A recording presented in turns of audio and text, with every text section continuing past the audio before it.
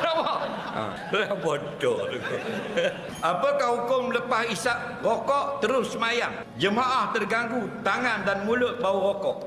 Nabi kata siapa makan benda busuk jangan mai dekat masjid kami. Nampak? Jadi bersihkan mulut dulu. Nampak? Jangan buat suka-suka hati. Masjid ni bukan balai raya. Dia rumah Allah. Faham lagi? Rumah Allah. Kena hormat. Mulut busuk, mari-mari mulut busuk. Faham? Kalau yang mulut busuk sangat tak boleh hilang.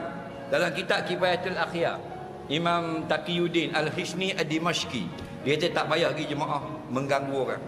Kerana ad-dararu yuzalu. Hidup kita ni la darara wala dirar. Tak boleh mudaratkan orang. Orang takkan kata mulut busuk.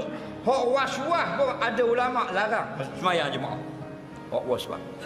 Pasal apa? Ganggu orang. Kita tengah semayang Allahu Akbar. Hak was-was main di sebelah.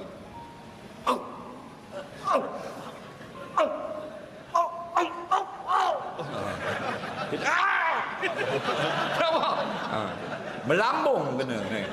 Dua jahit atas dahi. Nah, bodoh was-was. Apa punya semayang tu bid'atun khabisatun, bid'ah yang keji. Nampak? Semayang ni macam Nabi semayang. Nabi tak semayang lagu tu gitu, mana ada. Kata Ibnu Umar, kan Nabi sallam iza qama ila salat qala Allahu akbar. Nabi bila dia berdiri tegak nak mulakan solat, Nabi berkata Allahu akbar wa rafa'a yadayhi halwa mankibai. Nabi angkat dua tangan sampai ke dua bahu saja. Sumayadun yumna ala yusra, dan Nabi letak tangan kanan atas tangan kiri. Cukup cantik. Maknanya Nabi berdiri Allahu akbar. Senang. Betul tak? Tapi kita